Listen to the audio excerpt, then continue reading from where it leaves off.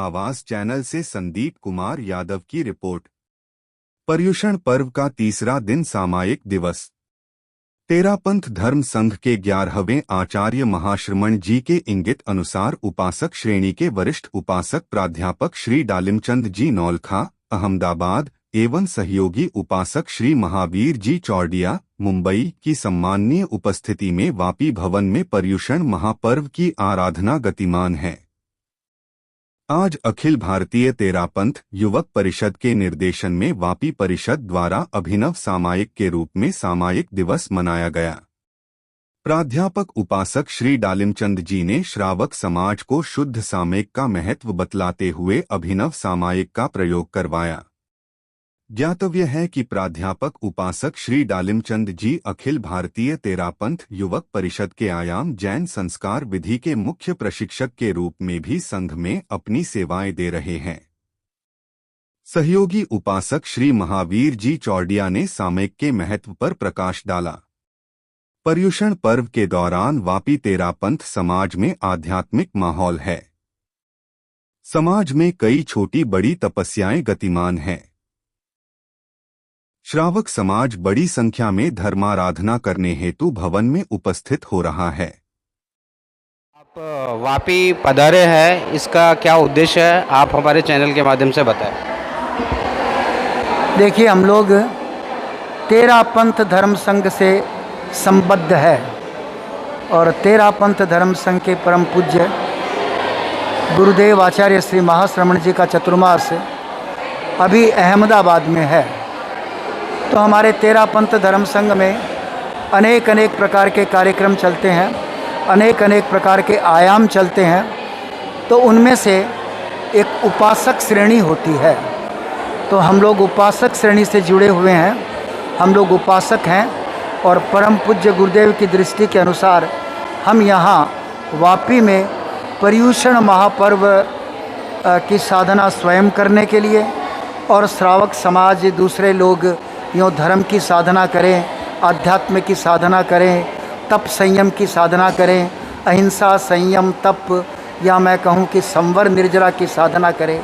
तो हम परम पूज्य आचार्य महाप्रज्ञ जी महाश्रमण जी के दृष्टि अथवा निर्देशानुसार उपासक श्रेणी के उपासक के रूप में यहाँ पर्युषण पर्व की आराधना के लिए, अध्यात्म साधना की, आत्म साधना की आराधना के लिए हम यहाँ आए हैं। पर्युषण पर्व का आपके जैन समाज में इसका क्या महत्व है, हमको बताएं।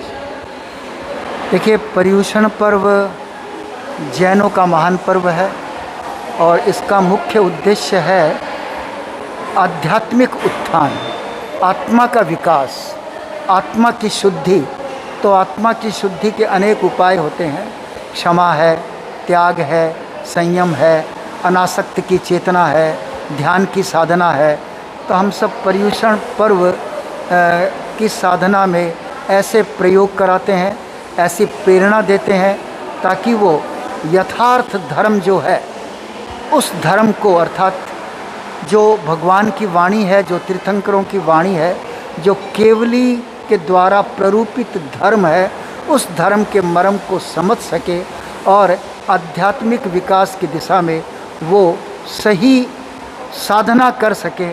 ऐसी प्रेरणा हम देते हैं और प्रेरणा के साथ साथ प्रतिक्रमण आदि के रूप में, तपस्या आदि के रूप में हम इस प्रकार की आचार संहिता के अनुसार कार्यक्रम करते हैं। गुरुदेव, आज हमारे देश में एक विकट समस्या आन पड़ी है नशाखोरी की। तो आप हमारे चैनल के माध्यम से युवाओं को और लोगों को क्या कहना चाहोगे इसको?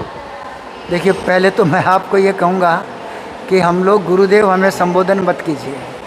हम तो बस, हमारे गुरु तो एकमात्र वही है। कौन है? आचार्य श्री महाश्रमण जी हमारे गुरु है। हम तो यूँ समझिए कि उनके प्रतिनिधि बन करके यहाँ आए हैं और हम एक उपासक के रूप में, भले आप कहें तो कह सकते हैं। तो ये बात तो सही है कि हमारे युवाओं में इस प्रकार की एक नशे की लत है। तो परम पूज्य गुरुदेव आचार्य श्री महाश्रमण जी इस दिशा में बहुत कार्य कर रहे हैं और हमारे धर्म संघ के अनेक साधु साध्वियाँ भी समय समय पर ऐसे कार्यक्रम करते हैं, नशा मुक्ति का अभियान चलाते हैं गुरुदेव जो यात्रा की अथवा कर रहे हैं उसका एक उद्देश्य यह है कि लोगों को, युवाओं को और सभी लोगों को ऐसे व्यसन से कैसे मुक्त किया जाए, नशे से कैसे मुक्त किया जाए।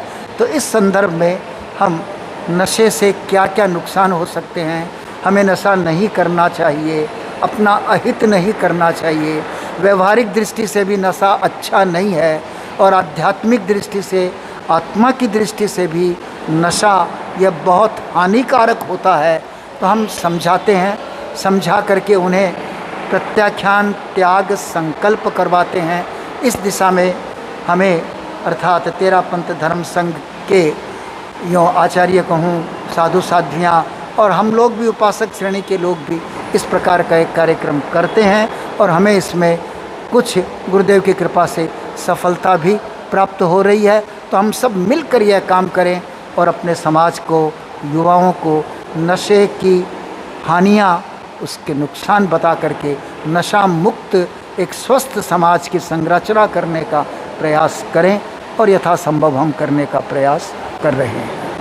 अरे यहाँ वापी में जैसा मैंने कहा, हम यहाँ 2 उपासक आए हुए हैं। मैं डालिमचंद नौलखा अहमदाबाद से हूँ और ये हमारे साथ में महावीर जी चौरड़िया है। आप मुंबई से हैं, तो इस संदर्भ में कुछ महावीर जी चौरड़िया भी अपनी बात कहेंगे।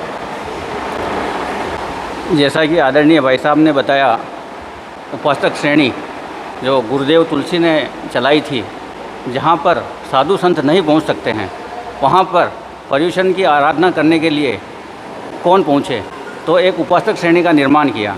तो उपासक पर्युषण काल में उस क्षेत्र में जाकर स्वयं साधना करते हैं और उनके निमित्त वहाँ के जो श्रावक लोग होते हैं वो भी साधना करते हैं।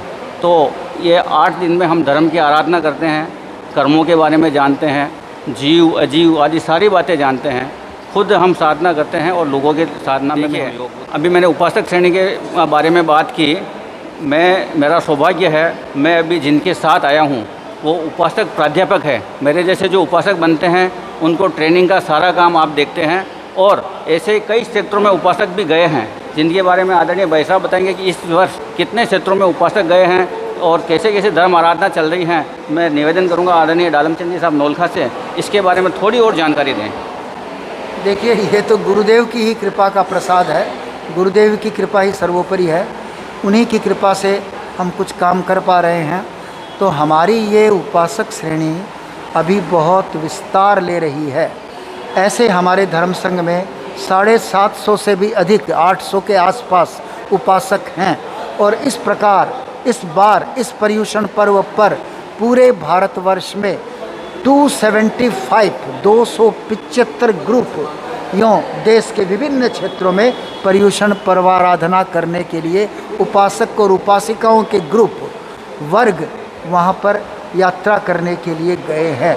तो यह सब गुरुदेव की कृपा, धर्म संघ का प्रताप है। यत्किंचित हमें कार्य करने का अवसर प्राप्त हो रहा है।